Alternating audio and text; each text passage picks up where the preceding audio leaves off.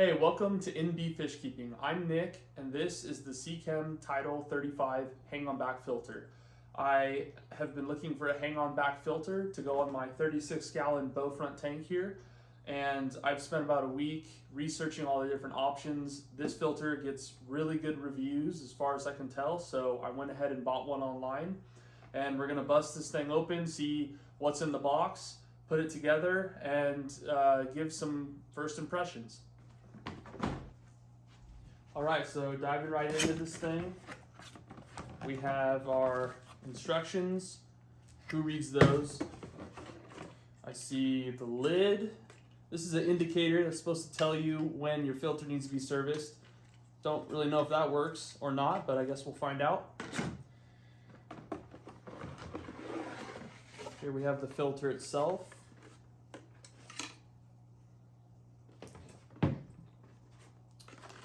We have some biofiltration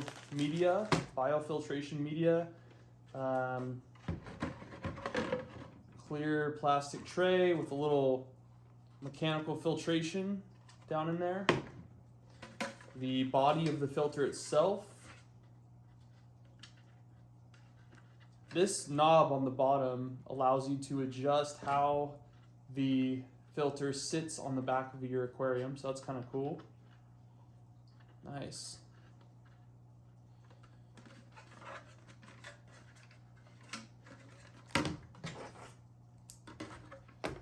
Maybe I will take a look at the instructions real quick.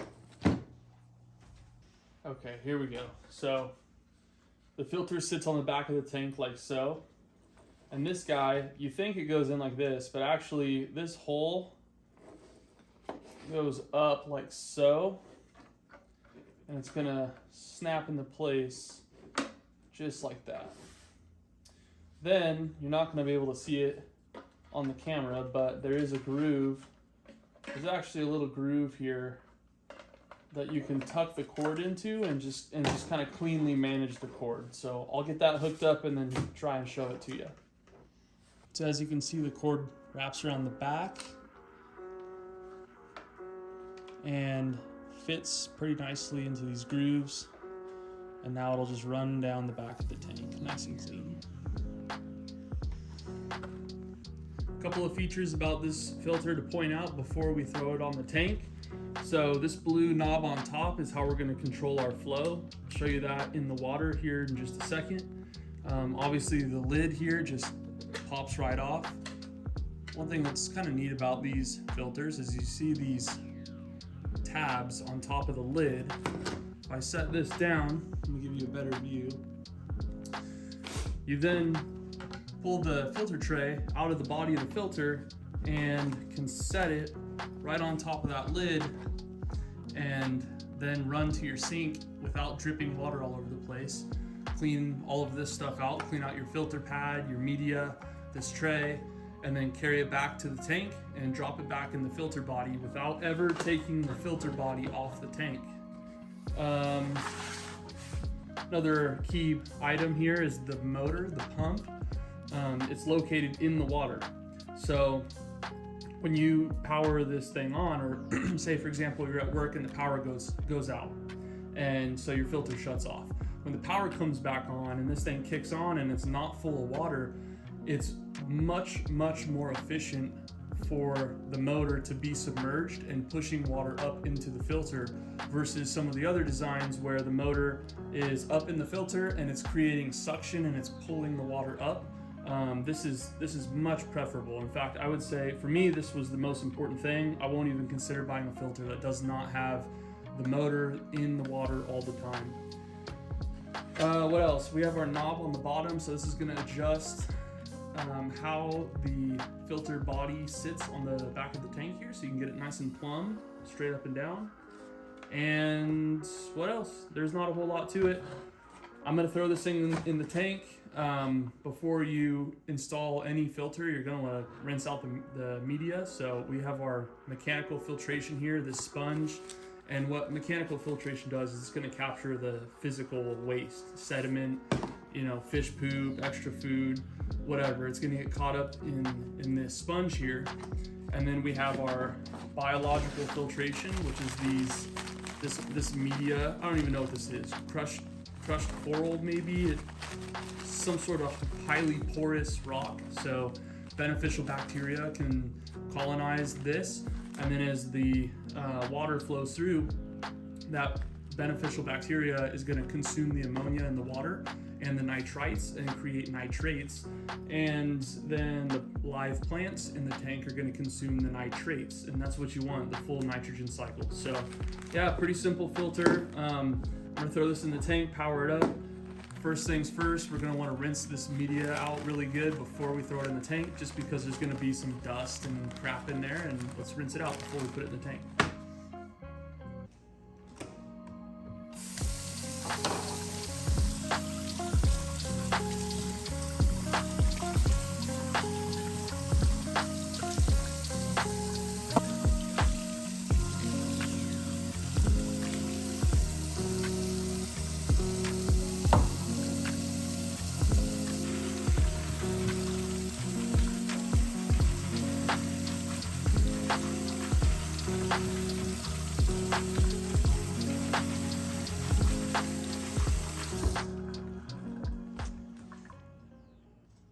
Okay, another important consideration for any hang-on back filter is going to be dimensions. Obviously, is it even going to fit on your tank? So, Seachem Tidal 35 has a wall clearance of 2 3/4 inches. So that's the space between the back of your tank and the wall.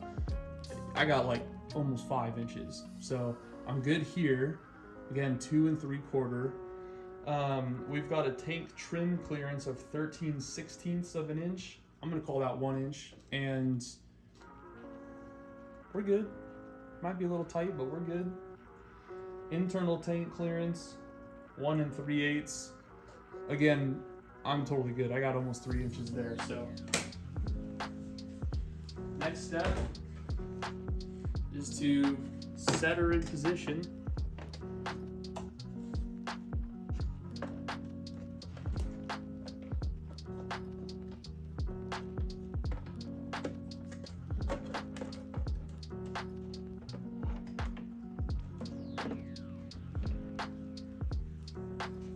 So I just dropped the filter in position, and you can see that it's leaning backwards. So here's where we're going to want to adjust that dial on the back in order to get a nice level position. So go ahead and do that.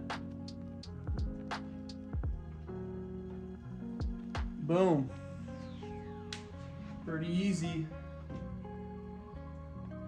Next step now is plug it in.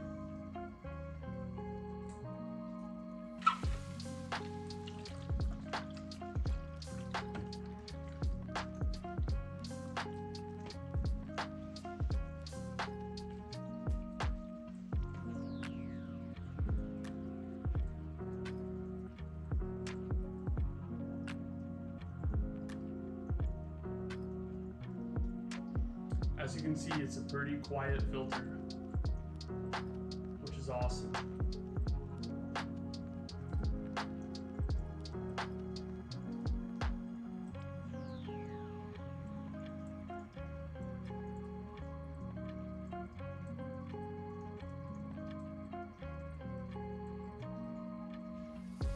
Of course, can't forget the last step.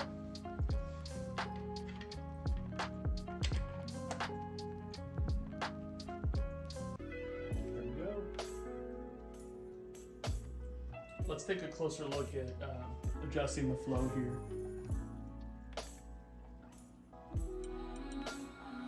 Currently we have it set to the lower setting. There's full blast.